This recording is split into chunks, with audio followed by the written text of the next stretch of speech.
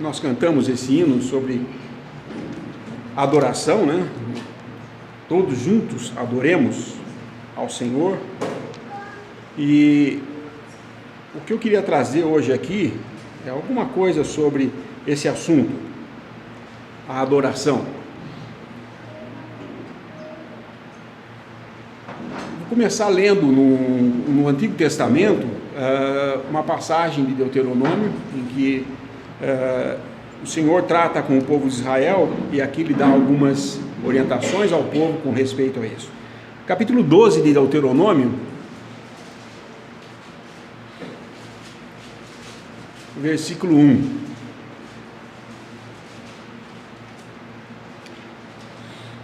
Estes são os estatutos e os juízos que tereis cuidado em fazer na terra que vos deu o Senhor, Deus de vossos pais, para o possuirdes todos os dias que viverdes sobre a terra. Totalmente destruireis todos os lugares onde as nações que possuireis serviram seus deuses, sobre as altas montanhas e sobre os outeiros e debaixo de toda árvore verde. E derribareis os seus altares e quebrareis as suas estátuas, os seus bosques queimareis a fogo, e abatereis as imagens esculpidas dos seus deuses, e apagareis o seu nome daquele lugar. Assim não fareis para com o Senhor vosso Deus, mas buscareis o lugar que o Senhor vosso Deus escolher de todas as vossas tribos, para ali pôr o seu nome e a sua habitação, e ali vireis. E ali trareis os vossos holocaustos e os vossos sacrifícios, e os vossos dízimos, e a oferta alçada da vossa mão, e os vossos votos, e as vossas ofertas voluntárias, e os primogênitos das vossas vacas e das vossas ovelhas. E ali comereis perante o Senhor, vosso Deus, e vos alegrareis em tudo em que poreis a vossa mão, vós e as vossas casas, no que te abençoar o Senhor vosso Deus. Não fareis conforme tudo o que hoje fazemos aqui, cada qual tudo o que bem parece aos seus olhos, porque até agora não entrastes no descanso e na herança que vos dá o Senhor vosso Deus. Mas passareis o Jordão e habitareis na terra que vos fará herdar o Senhor vosso Deus, e vos dará repouso de todos os vossos inimigos em redor, e morareis seguros. Então haverá um lugar que escolherá o Senhor vosso Deus, que para ali fazer habitar o seu nome. Ali trareis tudo que vos ordeno, os vossos holocaustos e os vossos sacrifícios e os vossos dízimos, e a oferta alçada da vossa mão, e toda escolha dos vossos votos que votardes ao Senhor. E vos alegrareis perante o Senhor vosso Deus, vós e vossos filhos e vossas filhas, e o levita que está dentro das vossas portas, pois convosco não tem ele parte nem herança. Guarda-te que não ofereça os teus holocaustos em todo lugar que vires, mas no lugar que o Senhor escolher, numa das tuas tribos, ali oferecerás os teus holocaustos, e ali farás tudo que te ordeno.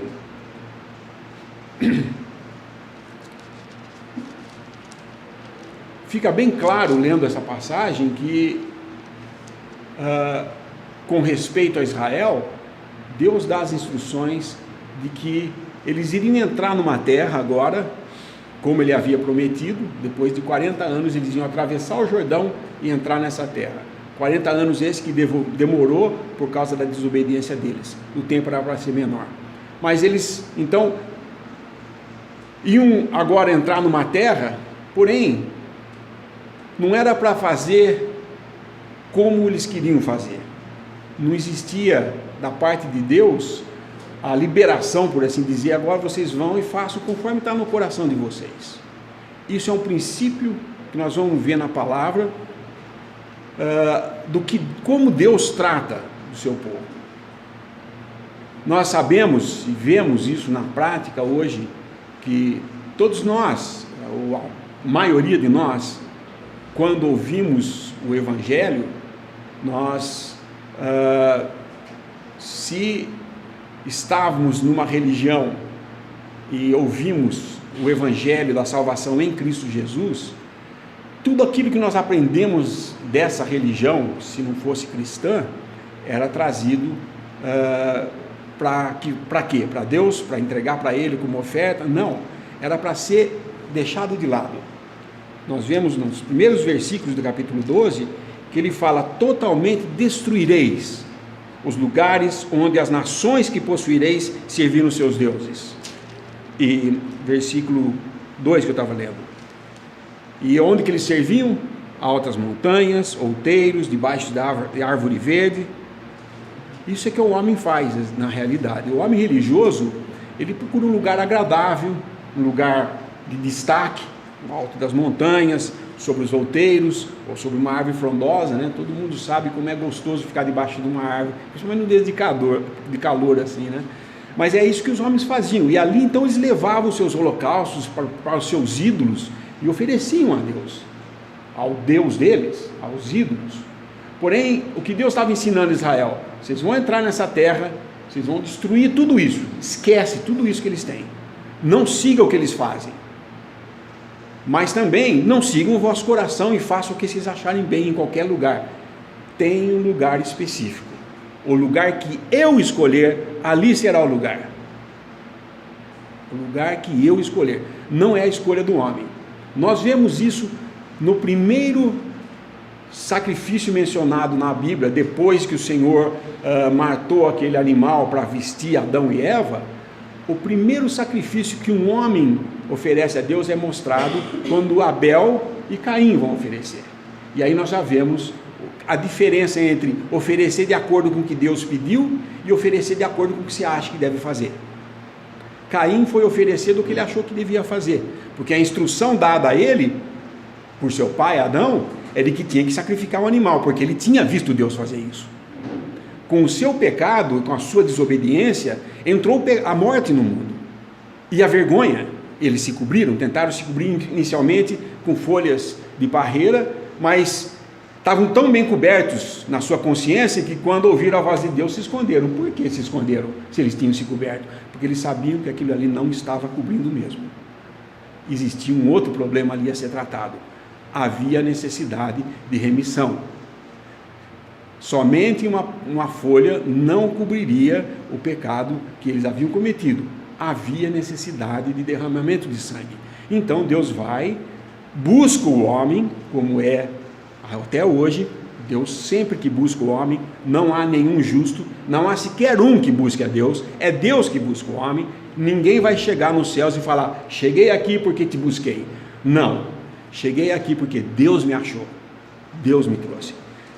Tudo o que nós recebemos de Deus é para a honra e glória do próprio Deus, não nossa. Qualquer coisa que nós tenhamos que possa trazer qualquer vestígio de glória para nós mesmos, rejeite, não vem de Deus. Todo dom que é dado a nós é para edificação uns dos outros e da igreja, não edificação própria.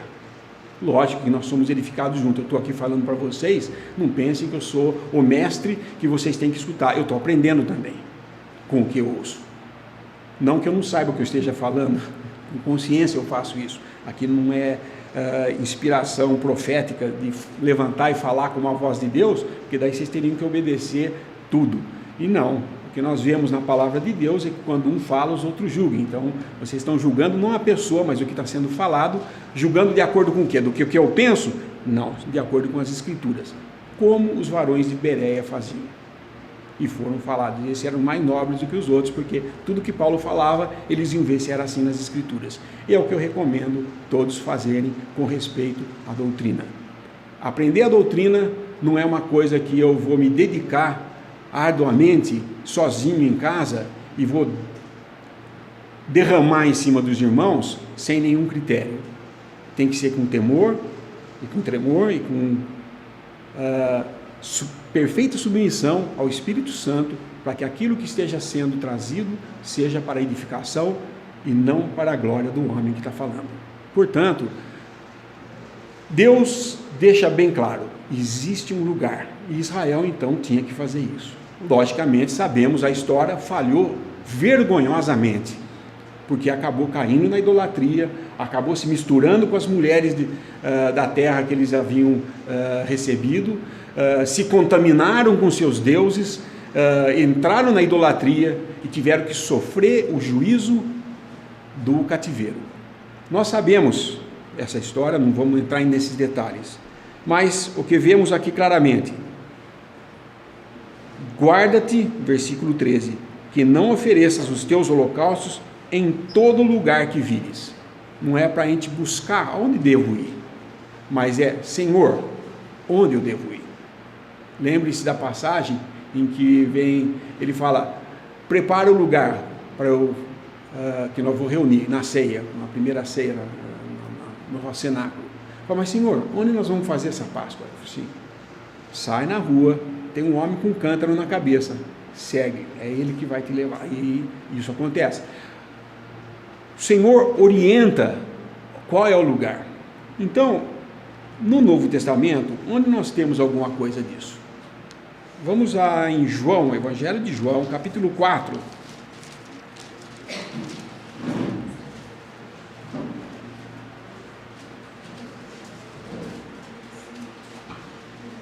João capítulo 4, uma passagem bem conhecida da maioria, ou de todos, versículo 1.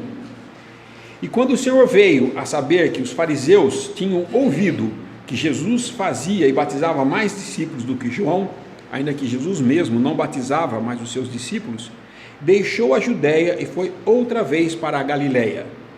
E era-lhe necessário passar por Samaria. Foi, pois, a uma cidade de Samaria chamada Sicar, junto da herdade que Jacó tinha dado a seu filho José. E estava ali a fonte de Jacó. Jesus, pois, cansado do caminho, assentou-se assim junto da fonte. Era já quase a hora sexta. Veio uma mulher de Samaria tirar água. Disse-lhe Jesus: dá-me de beber. Porque os seus discípulos tinham ido à cidade comprar comida. Disse-lhe, pois, a mulher samaritana: como sendo tu judeu, me pedes de beber a mim, que sou mulher samaritana? Porque os judeus não se comunicam com os samaritanos. Jesus respondeu e disse-lhe: se tu conheceras o dom de Deus, e quem é o que te diz, dá-me de beber, tu lhe pedirias, e ele te daria água viva. Disse-lhe a mulher: Senhor, tu não tens com que atirar, e o poço é fundo. Onde, pois, tens a água da vida? És tu maior do que Jacó, o nosso pai, que nos deu o poço, bebendo ele próprio dele, seus filhos e o seu gado? Jesus respondeu e disse-lhe: qualquer que beber desta água tornará a ter sede, mas aquele que beber da água que eu lhe der, nunca terá sede, porque a água que eu lhe der se fará nele uma fonte de água a jorrar para a vida eterna. Disse-lhe a mulher: Senhor, dá-me dessa água, para que não mais tenha sede e não venha aqui tirá-la. Disse-lhe Jesus: vai, chama o teu marido e vem cá. A mulher respondeu e disse: não tenho marido. Disse-lhe Jesus: disseste bem, não tenho marido, porque tiveste 5 maridos, o que agora tens não é teu marido.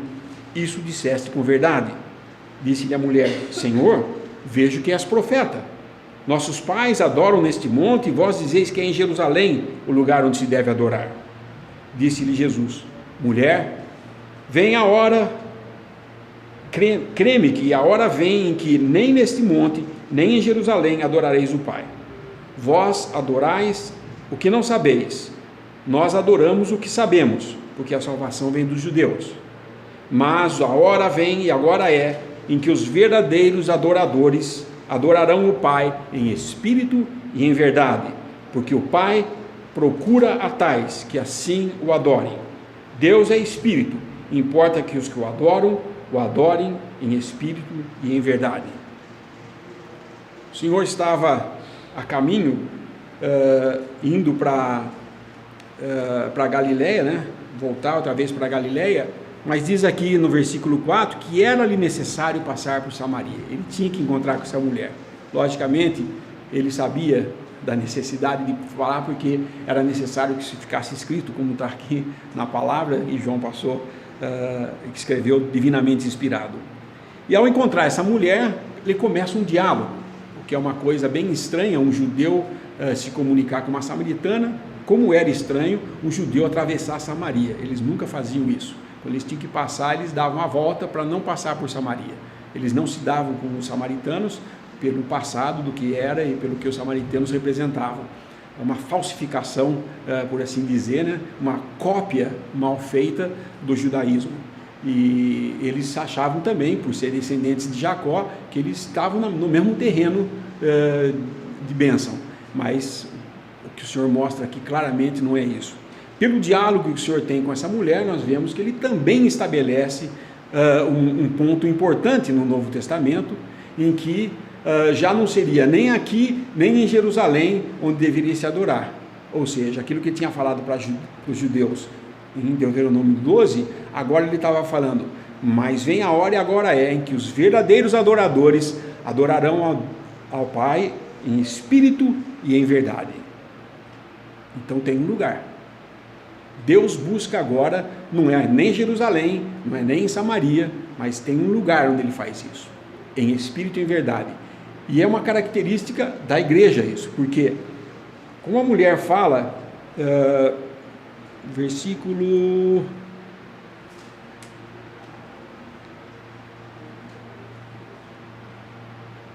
Onde está aqui? Vamos ver. Versículo 19, disse-lhe a mulher, Senhor, vejo que é profeta, nossos pais adoraram nesse monte, e vós dizeis que é em Jerusalém, o lugar onde se deve adorar. Ou seja, ela estava dizendo, nós adoramos aqui porque nosso pai ensinou, e vocês, judeus, dizem que é em Jerusalém. A resposta do Senhor, mulher, crê-me que a hora vem que nem neste monte, nem em Jerusalém adorareis. Versículo 22, vós adorais o que não sabeis, ou seja, por ser samaritano, eles adoravam, mas não sabiam o que estavam fazendo. Eles não tinham a verdade, eles eram falsos, mas achavam que era verdade, e faziam isso na maior boa vontade. Mas o Senhor chegou a essa mulher para falar isso para ela, e nós vemos em Atos que os samaritanos também recebem a mesma graça de ser salvo por meio de Jesus Cristo, como os judeus receberam, eles também, e também os gentios, e assim fechando o círculo de bênção que Deus tinha para o homem na terra, de abençoar por graça, trazer salvação a todos. Mas eles não sabiam. O finalzinho do versículo 22, adoramos o que sabemos porque a salvação vem dos judeus. Ou seja, ele estava falando, os judeus adoram em verdade o que Deus tinha pedido, que era Jerusalém, o lugar. Porém, nem a falsa religião era o lugar para se adorar, nem mais Jerusalém, um lugar que eles tinham a verdade, mas eles adoravam não em espírito. Eles adoravam por meio de um sacerdote. O judeu nunca chegava no templo e ia lá e ele mesmo oferecia o sacrifício, ele mesmo entrava na presença. Não, ele não podia fazer nada disso. Ele só podia fazer isso através de um sacerdote. Hoje, nós podemos chegar à presença do próprio Deus, porque Jesus Cristo, nosso sumo sacerdote, abriu esse caminho para nós. Então, hoje, nós só podemos adorar em espírito e em verdade. Não só em verdade, não só em espírito, mas em espírito e em verdade. O homem hoje quer copiar isso, fazendo diferença. Tá bom, você tem essa verdade aí, mas eu vou adorar do jeito que eu achar melhor, no espírito que eu tiver, ou que eu recebi, o que eu acho que eu tenho. Mas não é assim que Deus escolheu. Ele escolheu um lugar, ele falou assim, o Pai busca adoradores. Não é o homem que busca adorar a Deus, mas o Pai busca adoradores. E o que é adoração? É uma das coisas mais difíceis da gente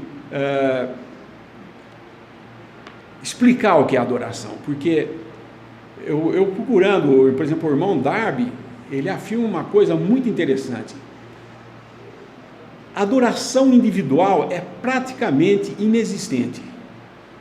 Muitos se chocam quando eu falo isso. Espera aí, eu não posso adorar lá sozinho no meu quarto? A verdadeira adoração, ela é coletiva. Ela é coletiva. porque é o fruto dos lábios daqueles que foram resgatados, o coração cheio de gratidão e de gozo por aquilo que foi recebido do alto. Então, quando nós reunimos para adoração, todos juntos adoramos a Deus, sobe a Deus com um aroma suave e agradável a Ele. Então, eu só vou ler, porque o que o Darby fala, o que é adoração, eu acho uma das melhores definições. Ele fala: verdadeira adoração é a resposta de um coração grato e cheio de gozo para com Deus, quando cheio com o profundo sentimento das bênçãos que foram comunicadas do alto. Então, adoração não é a minha oração, por mais sincera e verdadeira que seja, isso não é. Não é uma reunião de pregação do Evangelho, em que todos falam: bendito seja Deus. Pregação do Evangelho pode até produzir em nós a gratidão de sermos salvos, mas não é a verdadeira adoração. A verdadeira adoração é quando juntos, a uma voz, falamos, adoramos a Deus e agradecemos a Deus com os corações cheios. Por que eu falo a uma voz? Isso não quer dizer de modo nenhum que quando nós reunimos para adorar, todos nós juntos temos que falar ao mesmo tempo. Mas aquele que ora, ele é a boca da Assembleia. Ele está transbordando para Deus, por assim dizer, os sentimentos de toda a Assembleia, porque nós estamos em comunhão, adorando a Deus. Isso é uma adoração verdadeira, como a gente vê aqui, é fruto de um coração grato, mas coletivamente ela tem um valor, como por exemplo nós vemos quando o Templo de Salomão foi inaugurado, né, por assim dizer, que todos começaram a adorar a Deus, e houve uma coisa, quando Neemias também restaura e começa ali, todos choram de lembrar como era o templo antes, já não tinha a mesma glória, e assim por diante. Nós vemos que coletivamente Deus se agrada de ver o seu povo reunido. Então, onde é o lugar que eu devo reunir? Fisicamente ou espiritualmente? Aqui, quando ele fala para a mulher samaritana, ele está falando o modo como deve. Não é nem em Jerusalém, nem aqui em Samaria, mas o Pai busca adoradores que o adorem em espírito e em verdade. Onde é esse lugar que eu posso adorar em espírito e em verdade? Vamos em Mateus 18.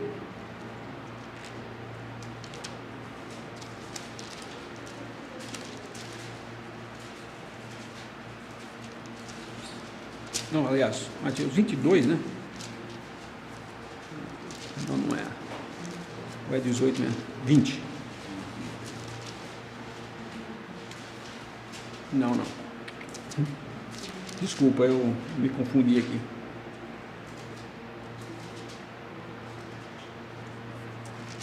Onde ele fala, onde tiverem 2 ou 3 reunidos? 18, 20.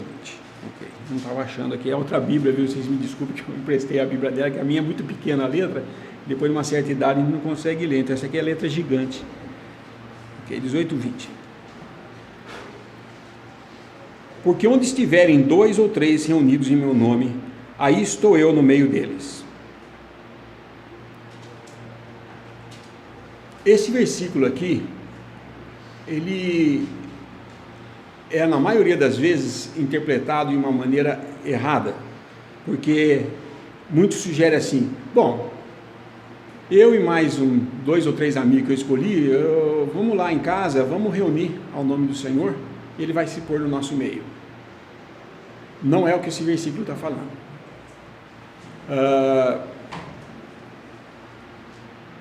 Como o desejo de fazer isso não parte de mim, é Deus quem escolhe. Onde ele, seria melhor traduzido, onde for reunido 2 ou 3, forem reunidos 2 ou 3 ao meu nome, e esse verbo é um tempo que nós não temos na nossa conjugação do português, né? Na nossa língua não tem esse tempo de verbo. É um verbo, não é assim, nós reunimos. Alguém nos reúne. Alguém de fora nos reúne para isso. E é o Senhor que nos reúne para o seu nome. Então, onde 2 ou 3 estiverem ou forem reunidos pelo Senhor para estar lá, ali Ele está no meio.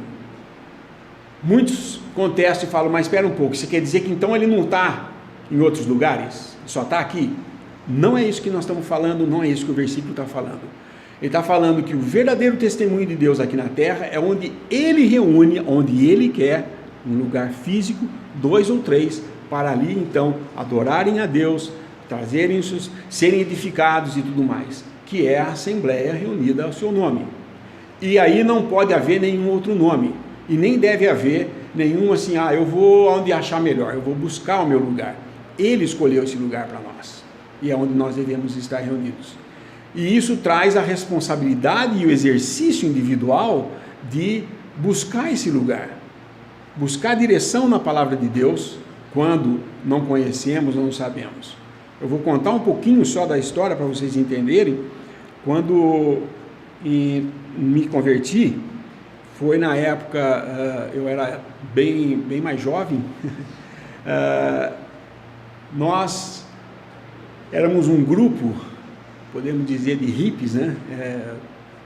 E nós começamos a buscar. Naquele tempo havia um avivamento de buscar doutrinas e alguma coisa, porque muitas bandas de rock estavam procurando o hinduísmo, então tinha os Hare Krishna, e tinha e nós começamos a procurar filosofia, alguma coisa para seguir, e buscava, mas nada era satisfatório, né? Até que um irmão começou a ler a Bíblia, ele veio e pregou o Evangelho para mim e outras pessoas, e nós nos convertemos, mas nós não tínhamos conhecimento de nada. Então nós falamos, onde nós vamos, né? Então procuramos denominações e tudo, mas quando nós entramos em contato com algumas denominações, a maioria de nós saindo da Igreja Católica, né? A gente lia a palavra e via a prática e não batia. Não casava a prática com o que estava escrito. Tem alguma coisa errada aqui, não é possível. Aí nós começamos a procurar, e aí fomos lá e entrando em contato com diversos grupos, e é a coisa que talvez muitos de vocês tenham feito, né? Hoje é mais fácil fazer isso do que no nosso tempo, porque no nosso tempo tinha que ser fisicamente. Se eu queria saber alguma coisa, eu tinha que ir lá. Eu não tinha jeito de pesquisar na internet ou ver onde tem. Hoje vocês fazem isso pela internet muito mais fácil. Porém, quando nós começamos a fazer isso, a ler juntos, nós reunimos para ler juntos, eu me recordo que um que era o líder entre nós, que foi inclusive o que pregou o Evangelho para mim, ele resolveu ir estudar o Antigo Testamento em São Paulo. Ele foi com um pastor batista que ia ensinar o Pentateuco para ele. E na primeira aula que ele teve, esse pastor batista, bem conhecido, ele falou assim, olha, o melhor estudo do Pentateuco que tem é o de Macintosh. Deu o endereço, escreve para esse endereço em Portugal, e eles mandam isso para você. E ele voltou para Limeira, e ele sabia que eu estava comprando o livro, que eu queria ler mais sobre doutrina, essas coisas. Falou, escreve você. Eu peguei e escrevi. E depois de um mês, naquele tempo demorava um mês para chegar, porque vinha por navio, era uma caixa desse tamanho assim, cheia de livros. Os do Kelly, Darby, Macintosh, estava tudo lá. Que legal, começamos a ler, e aí nós começamos a reunir para ler esses livros. Para encurtar a história, chegou um ponto em que falou, nós temos que decidir, porque está escrito aqui, por exemplo, lemos a ceia do Senhor, que devíamos partir o pão, mas se nós formos começar a partir o pão, como é que vai ser? Vai ser mais uma seita aqui? Vamos fazer mais uma denominação? Nós não queremos isso. Daí nós orávamos e via o que o Senhor tinha para falar, até que o irmão falou assim, mas espera, se nós reconhecemos que a cristandade se dividiu, já em 1 Coríntios nós vemos Paulo falando que estava acontecendo isso, uns dizendo que era de Paulo, outros de Pedro, outros de... Quanto mais agora, depois de quase 2000 anos, como é que está dividida a coisa? Não, nós não vamos dividir nada, nós vamos voltar ao princípio que foi abandonado. E aí começamos a fazer isso, nos apartamos de todas as denominações que se misturavam lá, e começamos a partir o pão. E toda vez que a gente partia o pão, a gente partia todo domingo à noite, a gente orava, Senhor, se tiver mais alguém no mundo fazendo igual a gente, que o Senhor mostre. E não é que bate na nossa porta uma dupla, 2 irmãos que vieram visitar, depois a história é mais longa, eu posso contar, mas no final nós pedimos comunhão com eles e começamos a partir o pão. Não era onde nós escolhemos, ele escolheu e falou, é assim que vocês têm que fazer, e não é assim que nós fizemos. E hoje a gente vê muitas, por causa da facilidade da internet, ficou muito mais fácil achar isso, e muitas pessoas estão chegando. Então o meu convite a todos novos que estão chegando, interessados, é que saibam, não é escolha própria aonde você deve ir e como você deve reunir. Não é achismo, eu acho que nós temos que fazer assim ou assado. Não, é a palavra de Deus. O que fala a palavra de Deus? Se não temos luz, não criemos opiniões ou doutrinas em cima do que nós achamos, mas é o que está escrito. E se não temos compreensão, aguardemos e exercitemos, e o Senhor vai mostrar o seu devido tempo. Ele sabe o tempo de fazer qualquer coisa. Ele soube muito bem quando ele tinha que passar por Samaria, porque importava que ele fizesse isso, porque essa mulher estava lá para ouvir isso, e realmente ela ouve uma coisa que ela foi, poucos na palavra de Deus ouviram da boca do Senhor o que ele falou para ela. Voltando lá, só para vocês verem, no versículo 26, porque no 25 ela pergunta, eu sei que o Messias, que se chama o Cristo, vem, quando ele vier, nos anunciará tudo. Versículo 26 de João 4, Jesus disse-lhe, eu o sou. Poucas vezes o Senhor falou isso para alguém aqui na terra, eu sou. Sabe o que significa dizer eu sou? Jeová. Ele se revelou a ela, eu sou. O sumo sacerdote falou assim, se és o Cristo, fala. Não abriu a boca. Mas para essa mulher ele se revelou. E o que ela faz? Ela sai com isso, nossa, um homem que falou tudo da minha vida. Como ele falou tudo? Ele só falou assim, traz seus 5 maridos, e o que você tem agora não é. Ele era algo muito mais. Assim, não fica a nossa escolha onde eu devo ir, mas eu tenho que, em exercício, buscar através da palavra de Deus, em oração e estar, porque se não concordo, é melhor não estar. Fazer errado, criar uma falsidade como os samaritanos fizeram, um pseudo-judaísmo, nós não vamos fazer um pseudo lugar do Senhor aqui na terra e achar que estamos fazendo isso.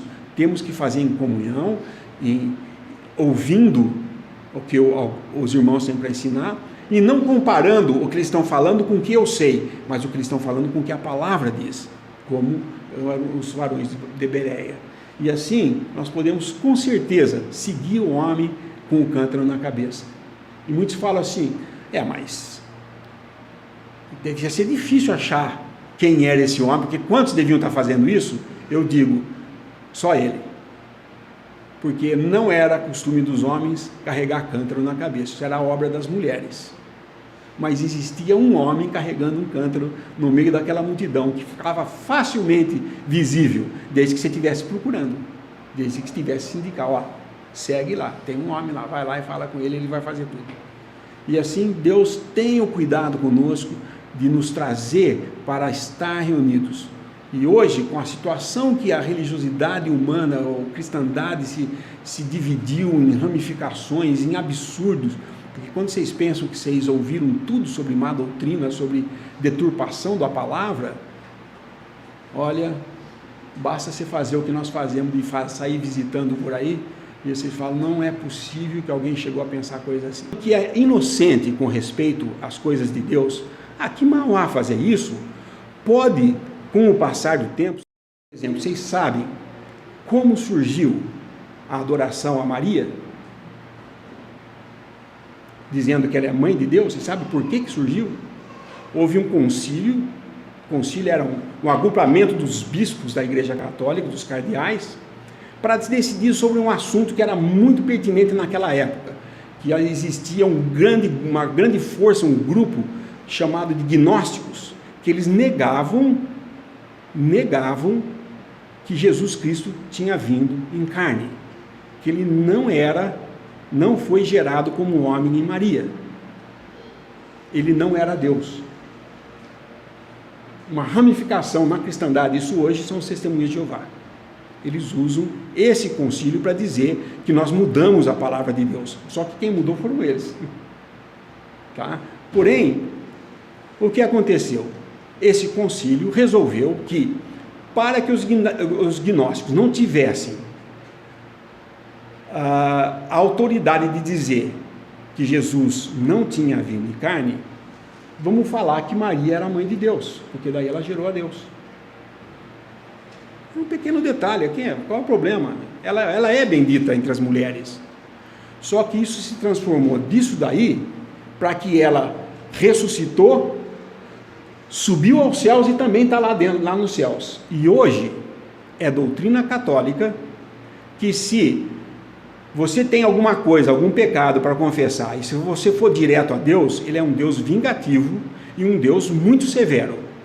Portanto, não vá a Deus, vá à mãe dele e peça a ela.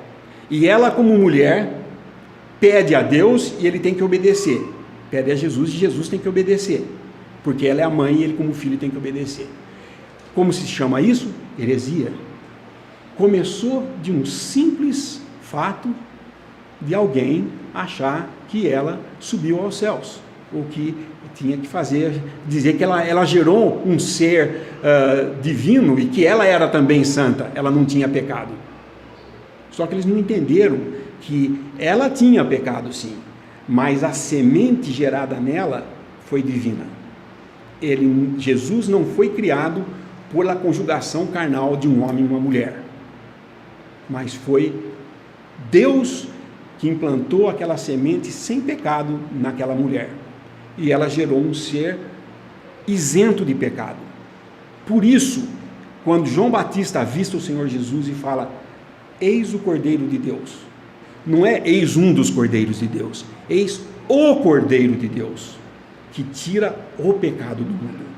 Ele era o único que podia eliminar o pecado que entrou por Satanás, e Satanás, enganando o homem, fez com que o pecado entrasse na criação, e o pecado então gerou a morte, e a morte passou a todos, por isso que todos pecamos. Então havia a necessidade de tratar do pecado e dos nossos pecados.